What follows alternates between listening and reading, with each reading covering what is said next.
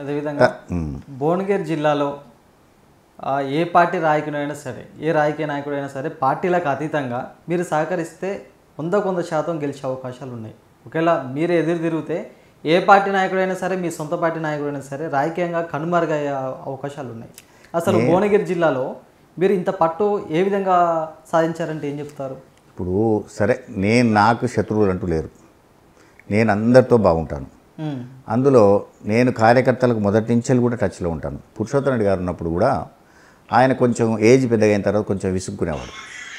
ఆయన విసుక్కుంటే కూడా నేను వచ్చి ఏం చేసేవానంటే వాళ్ళు వచ్చిన వాళ్ళని సాటిస్ఫై చేయడం కోసం ఆయనతో మాట్లాడిన తర్వాత మళ్ళీ బయటికి తీసుకొచ్చి వాళ్ళతో 10 నిమిషాలు 15 నిమిషాలు మాట్లాడి వాళ్ళందరినీ సాటిస్ఫై చేసి వాళ్ళకి ఏమైతే ఉన్నాయో అవన్నీ కూడా ఏదో విధంగా వాళ్ళకు సాటిస్ఫై చేసి పంపించేవాడిని. ఆ విధంగా జనం కూడా నేనంటే కొద్దిగా లైక్ చేసేవాళ్ళు.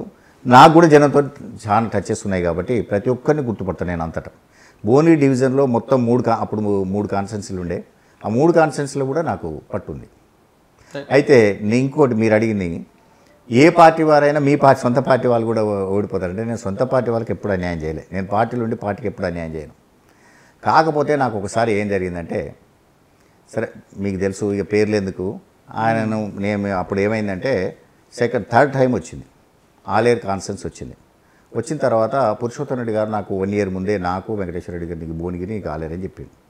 మీరు పని చేసుకోండి, నేను టికెట్ ఇప్పించే బాధ్యత నాది అని చెప్పాడు. నన్ను కాన్ఫరెన్స్ ఇన్ఛార్జ్ కూడా ఆలేరు కాన్ఫరెన్స్ ఇన్ఛార్జ్ కూడా ఇచ్చారు. నేను ప్రతి విలేజ్ తిరిగినా. అప్పుడు బొమ్మలవరం సగం భువనగిరిలో ఉండేది.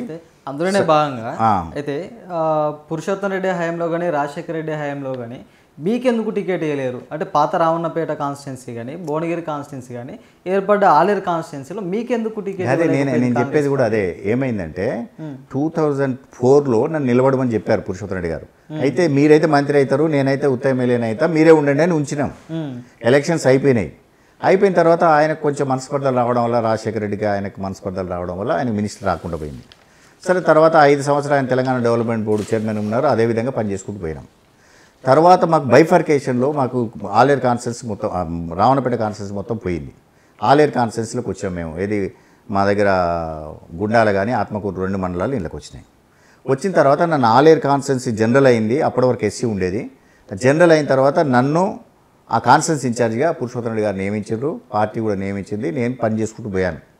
ప్రతి మండలం తిరిగాను, ప్రతి విలేజ్ తిరిగినా, అన్నీ తిరిగి పని చేసుకున్నాను. పని చేసుకున్న తర్వాత ఎలక్షన్ వచ్చిన తర్వాత నేను సీఎం గారి దగ్గర పోయినాం, రాజశేఖర్ గారి దగ్గరికి. పోయిన తర్వాత ఆయన ఏమంటాడంటే పురుషోత్తమ రెడ్డి గారు ఉండలేరు కాబట్టి భువనగిరి అన్నా ఆలేరన్నా రెండింటి ఏదన్నా ఒకటి బీసీ కావాలన్నా. అయితే మళ్ళీ రాజశేఖర రెడ్డి గారి దగ్గర పోయి, సార్ నేను ఇన్ని రోజులు పనిచేసిన, ఇది బాగున్నది ఆలేరు కాన్స్టిట్యున్సీ, ఈసారి గెలుస్తాం సార్ అని చెప్పాను రాజశేఖర్ గారికి.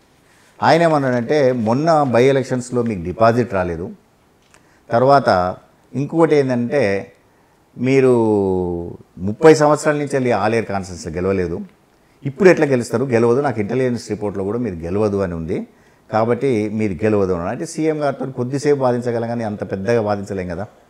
రాజశేఖర రెడ్డి గారు ఇది ఎట్టి పరిస్థితులు గెలవదు, మీరు ఎవరైనా పెట్టుకోండి, బీసీని పెట్టుకోండి, ఎక్కడ వేరే వాళ్ళు బీసీ లేరు మీ జిల్లాలో, కాబట్టి ఒక బీసీని పెట్టుకోండి, మీ పేరు కూడా చెప్పండి అని మీరు ఎవరైనా పెట్టుకోండి అన్నాడు. అప్పుడు భిక్షమయ్య గారు కాంగ్రెస్ పార్టీలో కూడా లేడు, ఆయన పార్టీ కూడా కాదు. అయితే భిక్షమయ్యను కొద్దిమందిని అడిగాను నేను, బీసీలను మా దాంట్లో మన పెద్ద నాయకులను అడిగితే వాళ్ళు మీరు గెలిచేది కాదు, మేము రాము అని చెప్పారు. తర్వాత ఇక విధిలేని పరిస్థితుల్లో భిక్షమయ్యను కూడా అడిగితే భిక్షమయ్య ఉన్నాడు, ఉంటా అని చెప్పాడు. ఆయన పురుషోత్తమ రెడ్డి గారు కూడా సరే అన్నాడు. ఇద్దరంగా అనుకున్నాం, సరే అని ఇంట్రడక్షన్ లేదు కాబట్టి ఇంట్రడక్షన్ మీటింగ్లు పెట్టాం, ఇది చేసాం, బాగా కష్టపడడం, గెలిచాడు. సరే గెలిచిన తర్వాత పరిస్థితులు మీకు తెలుసు.